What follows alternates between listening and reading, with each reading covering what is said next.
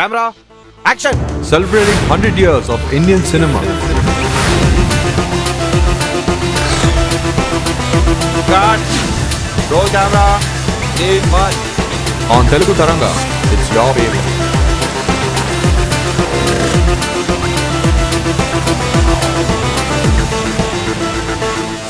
Back up. ఇది మన 100 గంటల మ్యారథాన్లో 12వ గంట. అంటే అప్పుడే హాఫ్ డే మైల్ స్టోన్ సక్సెస్ఫుల్గా రీచ్ అయ్యాము. ఈరోజు నేను మీ ముందుకు 2 ఆణిముత్యాలను తీసుకొచ్చాను. ఒకటి సువర్ణ సుందరి, 2 సాక్షి. 2 సినిమాలు హేమాహేమీలే అండి. 2 సినిమాల జానర్స్ వేరు, థీమ్స్ వేరు, యాక్టింగ్ స్కూల్స్ వేరు. కానీ వీటన్నిటినీ కలిపేదల్లా సినిమా అనే ఒక ఇన్విజిబుల్ థ్రెడ్. ఈ 100 గంటల రిలే రేస్ మీ ఆడియన్స్ లేనిదే ముందుకు నడవదు. మరి నాతో పాటు మిమ్మల్ని కూడా ఈ పండగ సందడిలో ఓలలాడిస్తాను. చెప్పడం మర్చిపోయాను, ఆండ్రాయిడ్లో, ఐఫోన్లో తరంగాది కొత్త యాప్ ఉంది. మీకు ఒకవేళ ఆ కొత్త యాప్ డౌన్లోడ్ చేసుకున్నట్లయితే ఒక్క ఫోన్ బటన్ నొక్కేసేయండి, నేను మీ ముందు ప్రత్యక్షమైపోతాను. ఇక ఈరోజు ఈ సాంగ్ బిట్తో నా షో ప్రారంభిస్తాను. సో ఫస్ట్ సినిమా వచ్చేసి సువర్ణ సుందరి. మన సినిమా ఇండస్ట్రీ చూస్తూ చూస్తూ 100 సంవత్సరాలు పూర్తి చేసుకుంది. ఇక మన తెలుగు ఇండస్ట్రీకి వస్తే 80 సంవత్సరాల పైనే. మరి ఇన్ని సంవత్సరాల్లో ఎన్నో మంచి క్లాసిక్స్ వచ్చాయి. అలాంటి వాటిల్లో మొదటిది సువర్ణ సుందరి. తెలుగు సినీ జగత్తులో గుర్తుండిపోయే ఆణిముత్యం. అంజలీదేవి మరియు ఆవిడ భర్త అయిన ఆదినారాయణరావు గార్లకి ఈ సినిమా నిజంగా సువర్ణ సుందరే. అంటే అంత కనకవర్షం కురిపించిందన్నమాట. ఇది మే 10, 1957లో రిలీజ్ అయింది. అంటే 56 సంవత్సరాలు అయింది ఆల్రెడీ. మాయాబజార్ రిలీజ్ అయిన 2 నెలల తర్వాతే విడుదలై ఆ సినిమాకి ధీటుగా ఆడిన అద్భుత చిత్రం అండి ఇది. కానీ ఒక సగటు ప్రేక్షకుడిగా సువర్ణ సుందరి అంటే ఎప్పుడో చిన్నప్పుడు సినిమా హాల్లో చూసినట్టు, లేదా దూరదర్శన్లో అటు ఇటు తిరుగుతూ చూసినట్టు మన కళ్ళకి ఇట్టే కనబడతాయి. ఇటువంటి అసాధారణ గుణం కేవలం సినిమాకే సొంతం. నిన్న చూసిన సినిమా కొన్ని గంటల్లో మర్చిపోయే ఈ రోజులెక్కడ, ఎన్నో ఏళ్ల కింద చూసిన సినిమా ఇంకా మన జ్ఞాపకాల దొంతర్లో దాగి ఉండి కావలసినప్పుడల్లా కళ్ళ ముందు కదలాడే పాత సినిమాలు ఎక్కువ. ఎక్కడ బహుశా నక్కకి నాగలోకానికి తేడా అంటే ఇదేనేమో.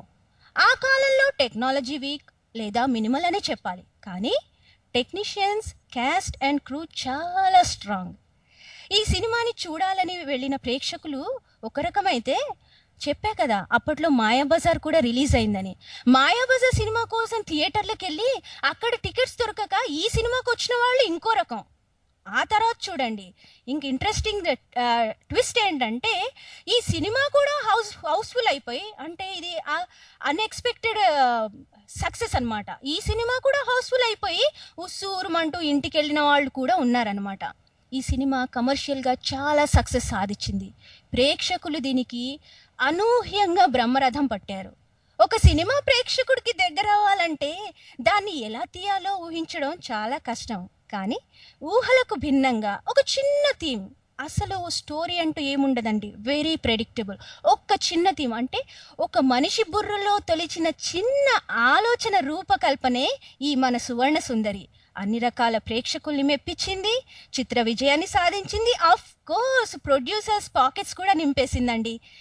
ఈ సినిమాకి హీరో ఏఎన్ఆర్, అతనికి అప్పటికి 35వ సినిమా. అంజలీదేవికి అది 15వ సినిమా. చాలా లో ప్రొఫైల్ క్యాస్ట్ అనమాట ఈ సినిమాలో, ఎక్సెప్ట్ ఏఎన్ఆర్. అంజలీదేవి, ఏఎన్ఆర్ ఈ ఇద్దరు కాంబినేషన్లో ఆల్రెడీ అప్పటికే కీలుగుర్రం, అనార్కలి, ఆలీబాబా, అద్భుత దీపం వంటి సక్సెస్ఫుల్ సినిమాలు వచ్చి హిట్ అయ్యి వీళ్ళిద్దరూ మంచి జోడిగా పేరు తెచ్చుకున్నారనమాట. ఆదినారాయణరావు గారు, అంటే అదే మన అంజలీదేవి గారి భర్త, అప్పటికే అంజలి పిక్చర్స్ పై ఒక హిట్ సినిమా ఇచ్చారండి, అదే అనార్కలి. ఇక సినిమా విషయం కొద్దాం. చెప్పాను కదా ఆల్రెడీ, కథేమీ కాంప్లికేటెడ్ కాదు. హీరోకి 6 ప్యాక్స్ ఉండవు. చెప్పడం మర్చిపోయాను, టైటిల్స్ వేసేటప్పుడు ఏం చేశారంటే మొదట అంజలీదేవి పేరేసి తర్వాత ఏఎన్ఆర్ గారు పేరేశారు. అంటే అప్పట్లో కథకి, క్యారెక్టర్స్కి ఎంత ప్రాధాన్యత ఇచ్చారో తెలుస్తుంది. హీరోయిజం కానీ ఎలాంటి ఎయిర్స్ కానీ ఆ టైంలో చోటు లేవనుకుంటాను. అందుకే పాత వాళ్ళని తలుచుకున్నప్పుడల్లా అతను మంచి నటుడు అంటాం కానీ అతను మంచి హీరో లేదా హీరోయిన్ అనం. అది మన పాత సినిమాల గ్రేట్నెస్ అండి. ఇక క్లుప్తంగా కథకొచ్చేద్దాం. సువర్ణ సుందరి అంటే మన హీరోయిన్ చాలా అందగత్తె. తను ఒక గంధర్వ కన్య. ఏఎన్ఆర్ అంటే జయంత మహారాజు. అతను ఒక సామాన్య మానవుడు. ఏంటి క్లిక్ అయిందా ఏదైనా? గంధర్వ కన్య, మానవుడు, లవ్. అవునండి, జగదేక వీరుడు అతిలోక సుందరి చిరంజీవి శ్రీదేవి ఆ సినిమా ఒకవేళ మీరు చూసినట్లయితే ఐ థింక్ ఈ సినిమా నుంచే జగదేక వీరుడి థీమ్ కూడా వచ్చింది, లేకపోతే ఇన్స్పైర్డ్ బై అని చెప్పుకోవచ్చు అనమాట. సో కోఇన్సిడెంటల్గా ఇద్దరు కలుసుకుంటారన్నమాట. కలిసినప్పుడే ఫస్ట్ టైం లవ్ అంటే లవ్ అట్ ఫస్ట్ సైట్ అనమాట. తనకేమో ఇతన్ని చూసి చాలా చాలా నచ్చేస్తాడనమాట. అఫ్ కోర్స్ ఈ హ్యూమన్ బీయింగ్కి అంత అందగత్త గంధర్వ కన్య అని తెలియగానే అలా మనసు పారేసుకుంటాడనమాట. సో ఇద్దరికి అలా లవ్ నడుస్తూ ఉంటుంది. నడిచిన తర్వాత యాక్చువల్గా చెప్పేది ఏంటంటే గంధర్వ కన్య ఇంద్రుని సభలో డాన్సర్, అంటే కత్తి డాన్సర్ అనమాట. కానీ దేవరాజుకి హ్యూమన్ బీయింగ్స్ అంటే ఇష్టం ఉండదు. అంటే కొంచెం ఏదో అక్కడ ట్విస్ట్ అనమాట. మరీ గంభీరంగా వైల్డ్గా ఉండే విలన్ కాదు, కానీ కొంచెము ఇష్టం లేదనమాట. కానీ వీళ్ళ ప్యార్, ఇష్క్, లవ్, ప్రేమ ఇద్దరిలో ఎంత స్ట్రాంగ్ ఉంటాయంటే ఒక స్టేజ్లో గంధర్వ కన్య సభలో డాన్స్ చేస్తూ చేస్తూ అక్కడి నుంచి మాయమైపోయి భూలోకానికి రావాల్సి వస్తుందన్నమాట ఏఎన్ఆర్ దగ్గరికి. ఎలాగో మొత్తానికి ట్విస్టింగ్స్ తర్వాత తెలిసిపోయి అంజలిదేవికి మానవ లోకానికి వెళ్ళమని శపిస్తాడు. ఓకే, సో ఇది జానపద కథా చిత్రం అండి. ఇందులో మనకి రోజు కనపడేవి ఏవి ఉండవు, అంటే రియలిస్టిక్కి దగ్గరగా ఉండవు. ఒకటేంటంటే అంటే శాపాలు ఇచ్చేస్తుంటాడు అనమాట. దేవరాజు ఏమో 3 శాపాలు ఇస్తాడు అంజలిదేవికి. ఒకటేంటంటే నువ్వు దైవత్వం కోల్పోయి, అంటే అమరత్వం కోల్పోయి నువ్వు హ్యూమన్ బీయింగ్గా భూలోకానికి వెళ్ళిపో. రెండోది ఏంటంటే ఏఎన్ఆర్ తనని మర్చిపోవాలి. మూడోది ఏంటంటే ఏఎన్ఆర్ ఒకవేళ అంజలిదేవిని తాకితే తను శిల అయిపోతాడనమాట. ఇవి మనం ఈ మధ్య సినిమాలో చూడవండి. అంటే జానపద చిత్రాలకే ఇలాంటి అద్భుతమైన చిత్ర విచిత్రాలు సొంతం అని చెప్పుకోవచ్చు. సరే, మొత్తానికి కష్టపడి అంజలిదేవి అలా టపామని భూమి మీద పడిపోతుంది. ఒక స్క్రీన్ తర్వాత అతనికి ఒక బాబు పుడతాడు, ఆమెకు ఒక బాబు పుడతాడనమాట. ఆ బాబు పుట్టిన తర్వాత కూడా మళ్ళీ అనూహ్యంగా ఆ బాబుని కూడా లూజ్ అయిపోతుంది అంటే ఏంటంటే ఒక కొలం దగ్గర పెట్టి కళ్ళు తిరిగి పడిపోతే అలా ఆమె నీటిలో కొట్టుకొని పోతే గుమ్మడికి ఆ బాబు దొరుకుతాడనమాట. దొరికితే గుమ్మడి ఆ బాబుని పెంచుతుంటాడు. కానీ ఇక్కడ ఇంకొక ట్విస్ట్ ఏంటంటే గుమ్మడి పెంచుతున్నా కూడా దేవుళ్ళైన శివుడు, పార్వతి ఆ బాబుని అమ్మా నాన్నలుగా జాగ్రత్తగా పెంచుతుంటారండి. ఇది మనము డే ఇన్ డే అవుట్లో చూడము. అదే కదా ఈ సినిమాలో ఇంకొక విచిత్రం. తర్వాత అలాగే కష్టపడి కొన్ని స్క్రీన్స్లో చాలా ఏడుపు సీన్స్ ఉంటాయి, విడిపోతారు, అన్నీ అయిపోతాయి. తర్వాత మొత్తాన్ని కలుసుకుంటారండి. కానీ క్లైమాక్స్లో ఏమవుతుందంటే ఏఎన్ఆర్ ఎంతో కష్టపడి తన్ని తెలియకుండా అంజలిదేవిని ముట్టుకోగానే అతను రాయిలాగా మారడం స్టార్ట్ అవుతుంటాడు అనమాట. రాయిలాగా మారడం స్టార్ట్ అవుతుంటే అప్పుడు తనని ఎలా బతికించుకోవాలి అని శివుడిని, పార్వతిని కోరుతుంటే ఎలా అనుకుంటే మొత్తానికి శివుడు, పార్వతి చెప్తారు. ఓకే, శాప విమోచనం ఏంటంటే ఒక బంగారు కమలాన్ని తెచ్చి తన నెత్తి మీద పెడితే, ఎగ్జాక్ట్లీ నెత్తి మీద పెడితే అప్పుడు తను మామూలు అయిపోతాడు, శాప విమోచనం అయిపోతుంది. ఓకే, సో ఈ సినిమాలో చెప్పుకోవాల్సిన ఏంటంటే ఒకటి శాపాలు, రెండు ఏంటంటే ఇంకొక శాపం ఏంటంటే చాలా ట్విస్టింగ్. మీకు కుదిరితే మళ్ళొకసారి చూడండి. ఇది 3.5 గంటల, అక్షరాల 3.5 గంటల సినిమా. కానీ ఎంత ఇన్వాల్వ్ అయిపోతారంటే మీకు పక్కకెళ్ళి ఏదైనా పని చేసుకోవాలనిపించదు. ఎందుకంటే ఒకవేళ పక్కకి వెళ్ళిపోతే ఏదైనా సీక్వెన్స్ మిస్ అయిపోతారని అలాగే కూర్చొని చూస్తారనమాట. సో ఇంకొక దాంట్లో తెలియకుండా ఒక సిచ్యువేషన్లో ఏఎన్ఆర్ ఒక నాగుపాముని కర్ర తీసుకుని కొడతాడనమాట. కొడితే ఆ నాగుపాము కన్యగా మారి, ఓకే నువ్వు అబలని హర్ట్ చేసావు కదా, సో నువ్వు ఇప్పటి నుంచి అమ్మాయిలాగా మారిపో అంటే ఏఎన్ఆర్ కాస్త రాజసులోచన క్యారెక్టర్ అయిపోతుంది అనమాట. అయితే అప్పుడు ఏఎన్ఆర్ ఆమెను అడుగుతాడనమాట, పాముని చూస్తే మనుషులందరూ మరి కొట్టాలని లేకపోతే చంపాలని చూస్తారు, లేకపోతే పాము మనల్ని చంపుతుంది కదా. మరి నేను అలానే చేసిన కదా, నాకు ఏదన్నా కొంచెం వేవర్ ఇవ్వా అని అంటే ఆమె చెప్తుంది, సరే అట్లయితే నువ్వు పొద్దునంతా అమ్మాయిలాగా అవుతావు, రాత్రి కాగానే మళ్ళీ అబ్బాయి అవుతావు అని చెప్తాను అనమాట. సో ఇంకా గుడ్డిలో మెల్ల అని అది కూడా ఒప్పుకుంటాడు. కానీ మొత్తానికి ఈ శాపం ఎట్లా విమోచనం అవుతుందంటే, ఓకే ఒక అమృతధార నీ తల మీద పడినప్పుడు నువ్వు పర్మనెంట్ మ్యాన్ లాగా మారిపోతావు అని చెప్తాడు. సో ఇది ఇంకొక శాపం. సో మొత్తానికి ఈ శాపాలు చాలా క్లాసిక్ అండి ఈ సినిమాలో. ఆ తర్వాత చెప్పుకోవాల్సింది ఏంటంటే విచిత్రమైన వస్తువులు. ఒక ఒక ముని తనకి ఏఎన్ఆర్ హెల్ప్ చేసినందుకు ఏం చేస్తాడంటే తనకి 3 వస్తువులు ఇస్తాడు. ఒకటి ఏంటంటే ఒక మరచెంబు లాంటిది ఉంటుంది, యా దాని నుంచి ఏది అడిగితే అది కల్పవృక్షం లాగా వచ్చేస్తుంటాయి అన్నమాట ఏవైనా. ఇంకొకటి ఏంటంటే ఒక కమండల్ లాగా, అంటే ఎవరినైనా గొడవ పడడానికి, కొట్టడానికి, లేకపోతే ఆత్మరక్షణకి.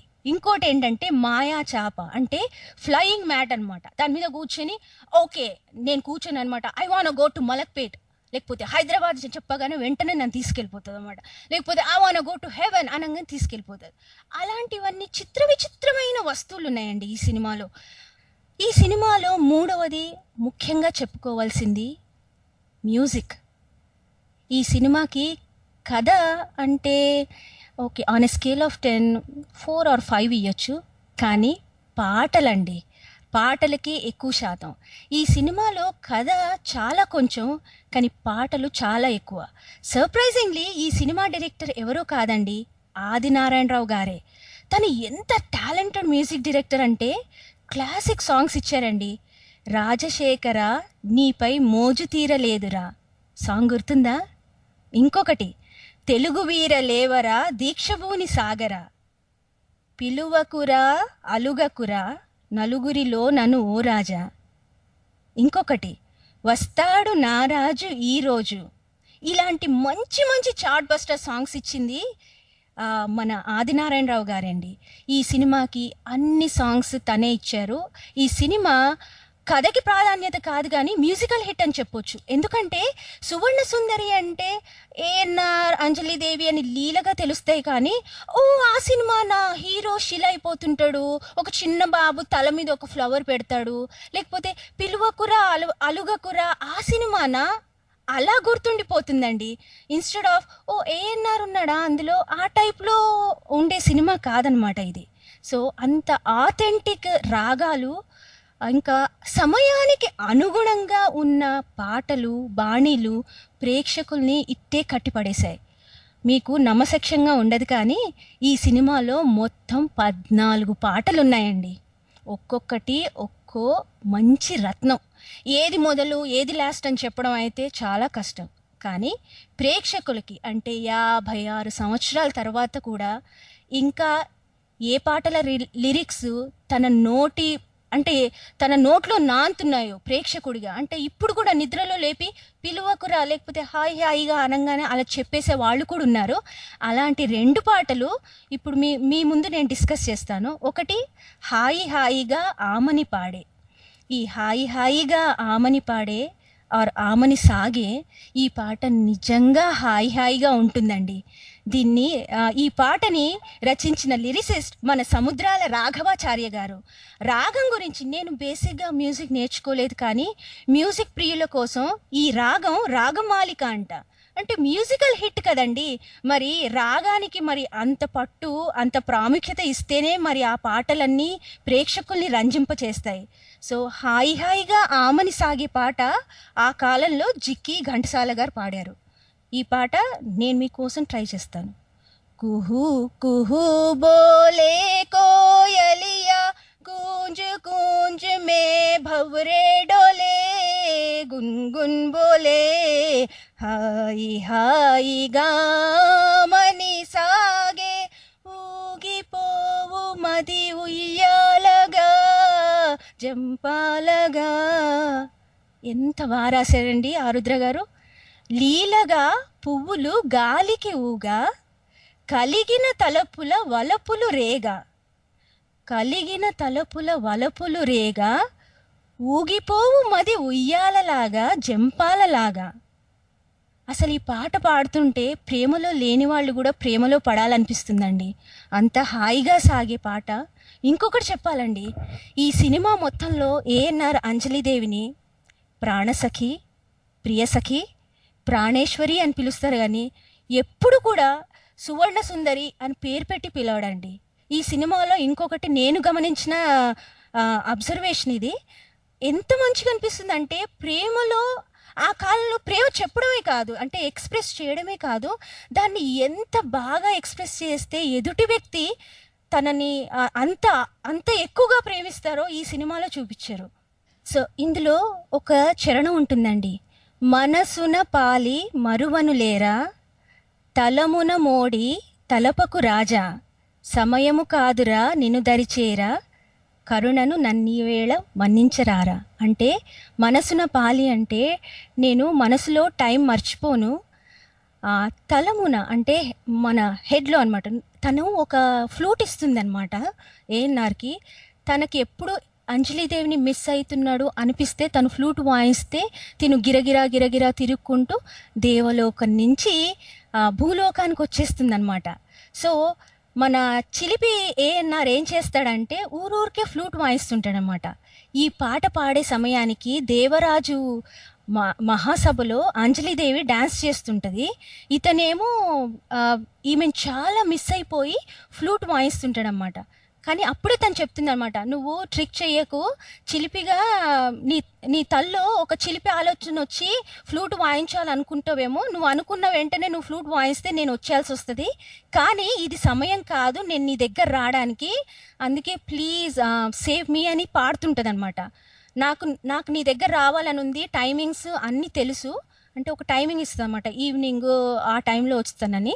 సో అంత బాగా మనసున పాలి, ఎంతమందికి తెలుసండి పాలి అంటే మోడీ అంటే, కానీ నేను కూడా చాలా జాగ్రత్తగా వాటి మీనింగ్స్ కనుక్కొని మీ ముందుకు తీసుకొచ్చాను. సో మనసున పాలి మరువను లేరా, తలమున మోడి తలపకు రాజా, సమయము కాదురా నిన్ను దరిచేరా, కరుణను నన్నీవేళ మన్నించర రాజా. ఇప్పుడు ఒక ట్రివియా క్వశ్చన్ అండి, సువర్ణ సుందరి సినిమాకి మ్యూజిక్ డైరెక్టర్ ఎవరు? సువర్ణ సుందరి సినిమాకి మ్యూజిక్ డైరెక్టర్ ఎవరు? సో మీకు ఆన్సర్స్ తెలిసినట్లయితే ఫేస్బుక్లో కానీ ట్విట్టర్లో కానీ పెట్టచ్చు. ఇంకా మీకు తెలిసినట్లయితే ఆన్ ఎయిర్ మనందరితో షేర్ చేసుకోవాలనుకుంటే చెప్పాను కదండి, యాప్ నుంచి ఒక్క బటన్ నొక్కేస్తే నేను మీ ముందు హాజరైపోతాను. లేదా మీరు 2013401950 లేకపోతే తరంగా స్కైప్కి కాల్ చేసేయచ్చు అనమాట. ఆ తర్వాత ఈ సినిమాలో చెప్పుకోవాల్సింది ఏంటంటే హీరో హీరోయిన్ల రియాక్షన్ అండి. సో మన ఏఎన్ఆర్ గారు ఒకప్పుడు ఇంటర్వ్యూ తీసుకున్నప్పుడు చెప్పారట, ఆదినారాయణరావు గారు తన గురించి ఈ సినిమా గురించి తన దగ్గరకు వచ్చినప్పుడు, ఇందులో నేను చేసేదేం లేదు, హీరోయిక్గా నేను చేసేదేం లేదు ఏముందని, కానీ ఈ సినిమా తప్పక హిట్ అవుతుందని చెప్పారు. మనకు ఒక కాలర్ ఉన్నారండి. Hello తరంగా. Hello Savi, this is జ్యోతి. నమస్తే జ్యోతి గారు, ఎలా ఉన్నారు? నమస్తే సావి గారు, గుడ్. అసలు ఈ రోజు marathon you are keeping us hooked. అసలు ఒక్కొక్క ప్రోగ్రామ్ ఒక్కొక్క మూవీ తీసి సో గుడ్, చాలా బాగుంది. Thank you. సువర్ణ సుందరి పాటలు మీకు చాలా చాలా చాలా బాగా నచ్చినట్టున్నాయి కదా. Every line you are enjoying and explaining, బాగుంది. అసలు అలా ఆ సినిమాలు తీసిన వాళ్ళకి నిజంగా జోహార్లండి. 56 సంవత్సరాల తర్వాత ఇంకా లిరిక్స్ ఒక మనిషికి గుర్తున్నాయంటే వాళ్ళు లేరు, సినిమా ఉంది, ఆ సినిమానే మనం బతికించుకుంటున్నాం. ఇంకొక 20-30 సంవత్సరాలు లేకపోతే ఇంకొక 100 సంవత్సరాలు ఈ సినిమాలు అలా ఉండాలని ఎప్పటికీ ఆశిస్తానండి. అవును, హాయిగా మాత్రం ఇట్స్ ఎక్సలెంట్ సాంగ్, భలే బ్యూటిఫుల్ సాంగ్ నిజంగానే. Yes, thank you so much అండి. మీరు ట్రివియా క్వశ్చన్ విన్నారా అండి జ్యోతి గారు? లేదు. ఓకే, క్వశ్చన్ అడిగాను, మీకు తెలిస్తే చెప్పండి, otherwise that's okay. Music director ఎవరు సువర్ణ సుందరి సినిమాకి అని అడిగానండి. పర్వాలేదు. ఆ సినిమా తీసిన ప్రొడ్యూసర్ గారు అంజలిదేవి గారు భర్త గారైన ఆదినారాయణరావు గారండి. ఓకే అండి, thank you so much for the call. Bye. చూసారండి, మ్యారథాన్ అలా నడుస్తుంది అని ఒక్కో ఆడియన్స్ అలా కాల్ చేసి చెప్తే అది ఇంకా ఎనర్జీ, ఇంకా బూస్టర్ అనమాట. సో మనకి ఏఎన్ఆర్ గారు ఆదినారాయణరావు గారితో అన్నట, ఇది జస్ట్ మ్యూజికల్ హిట్, ఇందులో నాదేముందని. కానీ తను ప్రెడిక్ట్ చేసినట్టే ఈ సినిమా నిజంగా మ్యూజికల్గా సక్సెస్ అయింది. అలాగే అంజలిదేవి గారికి ఇంకా ఏఎన్ఆర్ గారికి కూడా మంచి పేరు తెచ్చిపెట్టింది. ఇంకా అంజలిదేవి గారు చెప్పడం ఏంటంటే, ఓకే ఈ సినిమాని నా గురించి ప్రేక్షకులు నా వల్ల గుర్తుపెట్టుకోరు, కానీ ఇంకో 50 సంవత్సరాల తర్వాత కూడా ఈ సినిమాని గుర్తుపెట్టుకుంటారంటే అది కేవలం పాటల వల్లే. వాళ్ళందరూ ఆ రోజు ప్రెడిక్ట్ చేసింది ఈ రోజుకి నిజమైందండి. మనకు ఆ పాటల వల్లే ఈ సినిమా ఇంకా గుర్తు. ఈ ఫోక్లోర్ సినిమా అంటే ఈ జానపద కథా చిత్రం మన అందరి మనసుల్ని దోచుకుంది. సో ఇంకా క్యాస్ట్ అండ్ క్రూ గురించి చెప్పాలి. ఎందుకు చెప్పాలంటే వీళ్ళందరూ లేకపోతే ఇంత మంచి సినిమా మనకు దొరికేది కాదండి. డైరెక్టర్ మన వేదాంతం రాఘవయ్య గారు, course producer music director Adinarayana Rao గారు, అండ్ లిరిక్స్ సముద్రాల గారు, కొసరాజ్ గారు, జూనియర్ అండ్ సీనియర్. ఇంకా కొన్ని పాటలు ఉన్నాయి, చెప్పే కదా 14 పాటలు. ఇంకా ఈ సినిమాకి స్టోరీ రాసింది ఆదినారాయణరావు గారు. అంటే ఆ చిన్న థాట్ కానీ దానికి డైలాగ్స్ కానీ స్క్రీన్ ప్లే కానీ ఇచ్చింది మల్లాది రామకృష్ణ శాస్త్రి గారు, వేదాంతం రాఘవయ్య గారు. ఇందులో అంజలిదేవి దేవుడి దగ్గరికి వెళ్ళి పాహి పాహి అంటే ఏమన్నారు, ఆమె దేవలోకం దగ్గరికి వెళ్ళాలని ఇష్టం ఉండకపోతే వెంటనే దేహి దేహి అంటాడనమాట. అంటే ప్లీజ్ డోంట్ గో అని తనని ఇంప్రెస్ చేస్తుంటాడు. ఎంత చిన్నవి, టఫ్ ఉండవు, కాంప్లికేటెడ్ ఉండవు, చాలా లెందీ పద్యాలు ఉండవు, చాలా ఈజీ. డైలాగ్స్ కూడా అంత ఇమోషనల్గా లేకపోతే అంత భారీగా ఉండవు, చాలా సింపుల్గా ఉంటాయి. ఇంకా నాకు ఈ సినిమా ముగింపుకు వస్తే, సినిమా తీసేటప్పుడే తెలుగు తమిళ్లో తీశారండి. ఆ తర్వాత హిందీలో దీన్ని డబ్ చేద్దామని లతా మంగేష్కర్ గారి దగ్గరికి వెళ్ళి హాయి హాయిగా ఆమని పాడే ఈ పాట పాడమని చెప్తే తను గట్టిగా చెప్పారట, ఈ సినిమా చాలా పెద్ద హిట్ అవుతుంది, సో మీరు దీన్ని డబ్ చేయొద్దు, దీన్ని రీమేక్ చేయమని చెప్పారట. సో అప్పటికే అంజలిదేవి ఇంకా ఏఎన్ఆర్ గారు హిందీ ప్రేక్షకులకి కొంచెం సుపరిచితులంట కొన్ని సినిమాల వల్ల. సో అలా ఈ సినిమాని రీమేక్ చేస్తే అన్బిలీవబుల్లీ హిందీ సినిమాకి బెస్ట్ మ్యూజిక్ డైరెక్టర్గా అవార్డు అందుకున్నారంట ఆదినారాయణరావు గారు. సో ఒక చిన్న థాట్కి ఇంత పెద్ద సక్సెస్ వస్తుందని ఐ డోంట్ థింక్ వాళ్ళు కూడా ఊహించి ఉంటారని నేను అనుకోను.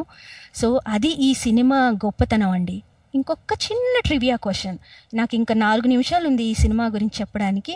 ఈ ట్రివియా క్వశ్చన్ ఇంకొక కంక్లూషన్తో ఈ సినిమా గురించి ముగిస్తాను. సో ఈ సినిమాలో ఏఎన్ఆర్ ఒక గంధర్వుడు, అవునా కాదా? సువర్ణ సుందరి సినిమాలో ఏఎన్ఆర్ ఒక గంధర్వుడు, అవునా కాదా? మీకు తెలిస్తే తప్పకుండా ఫేస్బుక్లో కానీ ట్విట్టర్లో కానీ ఆన్సర్ చేయండి, లేకపోతే కాల్ చేసి చెప్తే ఇంకా ఆనందిస్తానండి. ఇక ఈ సినిమాకి conclusion awards and rewards. So ఆ కాలంలో ఈ సినిమా 100 రోజుల ఫంక్షన్ జరుపుకుందంటండి కమల్ టాకీస్ హైదరాబాద్లో. సో ఒక సినిమా అది at the same time Mayabazar లాంటి hypes, big big sets, super great castings వచ్చిన ఆ టైంలో అదే టైంలో గట్టి పోటీనిచ్చి మనకి ఈ సినిమా గట్టిగా నిలబడి చాలా చాలా చెప్పాను కదండి, ఏఎన్ఆర్ తప్ప ఇందులో ఎవ్వరూ లేరనమాట. అంత గట్టి పోటీనిచ్చి 100 రోజులు జరుపుకుంది. ఇంకా మీరు నమ్ముతారో లేదో, ఈ సినిమా 100 రోజులు 18 సెంటర్లు అండి. ఆ కాలంలో, ఈ కాలంలో 25 రోజులు నడిస్తేనే విజయోత్సవ మహాసభలని, లేకపోతే ఇది విజయం సాధించిందని మన ప్రొడ్యూసర్లు, మన డైరెక్టర్స్, మన ఈ కొత్త సినిమాల క్యాస్ట్ అండ్ క్రూ చెప్పుకుంటారు. కానీ ఆ కాలంలో ఏమీ లేవు. కానీ 18 సెంటర్స్లో 100 సినిమాలు. ఆ కాలంలో ఎడ్యుకేషన్ మినిస్టర్ పట్టాభి రామారావు గారు అని ఉన్నారంట. తను సరస్వతి థియేటర్ విజయవాడలో 100 రోజుల ఫంక్షన్కి వెళ్ళారు. చీఫ్ మినిస్టర్ సంజీవరెడ్డి గారు కమల్ టాకీస్లో 100 రోజుల ఫంక్షన్కి వెళ్ళారండి. ఒక ప్రొడ్యూసర్గా, లేకపోతే ఒక మంచి నటుడిగా, నటీమణిగా వాళ్ళకి ఏం కావాలండి? ఒక్కోసారి పైసలు కాదండి, అంటే డబ్బులు వాళ్ళకి మనస్తృప్తినివ్వవు. కానీ ఒక మంచి సినిమా, ఎందుకంటే వాళ్ళందరికీ తెలుసు వాళ్ళు ఉన్నా లేకున్నా ఆ సినిమా వాళ్ళని బ్రతికిస్తుంది. అందుకే నటన అంటే కొంతమంది ప్రాణం ఇచ్చే వాళ్ళు ఉంటారు. అలాంటి మంచి సినిమాల్లో మనకి ఈరోజు దొరికిన ఆణిముత్యం అది. ఇంకా నేను చాలా గ్రేట్ ఆపర్చునిటీగా భావిస్తున్నాను సువర్ణ సుందరి గురించి మీతో పంచుకోవడానికి. ఈ సినిమా గురించి ముగించే ముందు ఆదినారాయణరావు గారు కృతజ్ఞతాంజలి అని చెప్పి ఈ సినిమా 100 రోజులు 18 పట్టణాల్లో జరుపుకున్నందుకు ఒక చిన్న పేపర్ బేస్డ్ యాడ్ ఇచ్చారు. అది మీకోసం చదివి దీన్ని ముగిస్తాను. సువర్ణ సుందరి ఇంత మధురమై మంజులమై మానసానందకరమైన ప్రజల చిత్తాలను హత్తుకొని ఆనందాబ్దిని ఓలలారించడం నా భాగ్యం. నా ఆశయం ఫలించింది. నా ఆనందం హద్దులు దాటింది. ఏ ఆశయంతో ఈ చిత్రానికి నిర్మాతలుగా మేము ఆంధ్ర ప్రజానీకానికి అందించామో ఆ ఆశయాన్ని ప్రజలు అవగతం చేసుకోవడం మా సుకృతం. 18 పట్టణాల్లో శతమానం భవతి అన్నారు. శతదినోత్సవాలు వైభవోపేతంగా జరిపారు. సువర్ణ సుందరి చరిత్ర సువర్ణాక్షరాలతో లిఖించబడుతుంది. సువర్ణ సుందరిని ప్రజావాహిని ఆనంద రస తరంగ వాహినిలో ముంచి ఈ విజయోత్సవాలు చేసుకునే సర్వాలంకార భూషితులుగా చేసి రూపురేఖలు తీర్చిదిద్ది జీవం పోసి మా సంస్థను అత్యంతంగా అభిమానించి విజయానికి సహకరించి మమ్మల్ని ఎంకరేజ్ చేసిన మా టెక్నీషియన్లకు నటీనటులకు కృతజ్ఞతాంజలి. చిత్ర నిర్మాణ దశలో నాకు అత్యంతమైన సహకారం అందజేసిన వీనస్ స్టూడియోస్ వారికి మా కృతజ్ఞతలు. దీక్షతోనూ వ్యాపార దక్షతతోనూ ఈ చిత్రాన్ని దిగ్విజయంగా నడిపిస్తూ తమ అచంచల సహకారాన్ని అందజేస్తున్న చెమ్రియా టాకీస్ డిస్ట్రిబ్యూటర్స్కి మా కృతజ్ఞతాంజలి. ఇట్లు మీ ఆదినారాయణరావు. ఐ థింక్ మనకు ఒక కాలర్ ఉన్నారండి. హలో తరంగా. హలో అండి సవి. నమస్తే మోహన్ మురళి గారు. ఎలా ఉన్నారు? ఏంటి మంచి, చాలా మంచి సినిమా, చాలా మ్యూజికల్ గురించి చాలా బాగా చెప్పారు. సో నాకు ఆ పిలువకురా అన్న పాట అంటే నాకు అసలు ఎంత ఇష్టమో. ఎప్పుడో పూర్వకాలంలో అంటే ఒక 5, 6, 7, 8, 10, 30 సంవత్సరాల క్రితం ఒక షో చేశాను దాని మీద. సో ఎతుకుతా ఉంటే దొరికింది ఆ బిట్. అందుకని చెప్పి కాల్ చేసి నేను నా పైచ్యం కూడా ఆ పాట మీద వినిపిద్దామని చెప్పేసి, పర్లేదా జాయిన్ చేసి? అయ్యో తప్పకుండా అండి. అది యాక్చువల్లీ బోనస్ అండి. ఇప్పుడు తప్పకుండా ప్లే చేయండి. ఓకే, జస్ట్ ఇది ఎప్పుడు డేట్ చూస్తున్నాను, ఎప్పుడు చేసిందా ఈ కార్యక్రమం ఒకసారి చూస్తాను. సో ఏంటంటే August 18th, 2007. అలనాటి చిత్రాలలో ఎన్నో చిత్రాలు కేవలం హిట్స్ మాత్రమే కాదు, మ్యూజికల్ హిట్స్ కూడా. సువర్ణ సుందరి ఒక అద్భుతమైన మ్యూజికల్ హిట్. శ్రోతలు ఎన్నో సార్లు అడిగి ప్రసారం చేయించుకున్న పాట హాయి హాయిగా ఆమని పాడే అనే పాట. అది ఈ చిత్రం కోసం ఘంటసాల జిక్కి పాడిన పాటేనండి. ఇదే చిత్రంలో సుశీల పాడిన పిలువకురా అలుగకురా అన్న పాట అంటే నాకు చాలా ఇష్టం. ఈ చిత్రానికి సంగీతం సమకూర్చింది ఆదినారాయణరావు గారు. ఈ పాటకు అక్షరాలు కూర్చింది సముద్రాల గారు. కాకుంటే ఇందులోని పదాలన్నీ వ్యావహారిక తెలుగులో లేవు. అర్థం కాదేమోనని ఇప్పుడు మీకు అర్థం వివరిస్తున్నానండి. మనసున బాళే మరువను లేరా గళమున మోడే సలుపకు రాజా. బాళి అంటే కాంక్ష, అంటే డిజైర్. మనసులోని కాంక్షను మరువలేను, మోడుబారిన గొంతును పట్టించుకోకు, నిన్ను చేరే సమయం ఇది కాదు మన్నించు అని పాడుతోంది ఆమె. పూర్తి పాట విందామా? అప్పుడు అలనాటి చిత్రాలలో అది అందులో నేను అనుకోని ఏదో కొన్ని బిట్స్ ఉన్నాయి, నేను చూడలేదు. But that's what I wanted to share. And ఇంకో ఏదో పైచ్యంతో చెప్పాను, ఇంకా ఒక 1 minute 2 minutes చెప్పాను అనుకున్నాను. సో ఇది కాదేమో, ఇంకొక చోట ఉందేమో అది. So I just wanted to ఆ రెండు పదాలు మీరు చెప్పారే మనసున, అది ఆ 2 పదాల గురించి నేను వెతికి అర్థం పట్టుకొని చెప్పింది గుర్తొచ్చింది, అందుకని చెప్పి. So I think history repeats అండి. అంటే మన ఇద్దరము ఆ టైంలో 2007లో అసలు మీరు ఆ షో చేసింది నేను ప్రాబబ్లీ మిస్ అయి ఉంటాను. కానీ ఇద్దరికి ఆ మోళీ లేకపోతే ఆ పాళి అవే కీవర్డ్స్ మీద సెర్చ్ చేయాలన్న ఇంట్రెస్ట్ కలిగిందంటే ఆ పాటకున్న మహత్యం అండి. అది మురళీమోహన్ గారు, మురళి గారు. ఓ మై గాడ్, నేను ఐ గెట్ ఆల్వేస్ రాంగ్, అందుకే మురళి అని పిలుస్తానండి, క్షమించండి. That is easy for me.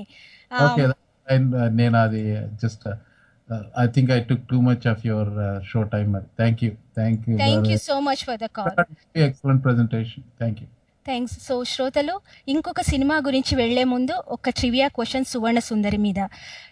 ఈ రోజు ఈ రివ్యూ విన్న తర్వాత మీరు తప్పకుండా మీకు టైం దొరికినప్పుడు మీ వాల్యుబుల్ టైంలో అంటే లైఫ్లో 3.5 గంటలు ఈ సినిమా గురించి వెచ్చిస్తారని ఆశిస్తూ మా తరంగాన్ని ఎంకరేజ్ చేస్తారని ఆశిస్తూ ఈ ట్రివియా క్వశ్చన్ మీకోసం. సువర్ణ సుందరి సినిమా 50 సంవత్సరాలు పూర్తి చేసుకుంది. Yes or no? వింటూనే ఉండండి తరంగా. మీరు 100 గంటల మ్యారథాన్లో నాతో పాటు రన్ చేస్తున్నారు. సో మనందరం 7 గంటల నుంచి 8 గంటల వరకు టుగెదర్ రన్ చేద్దామండి.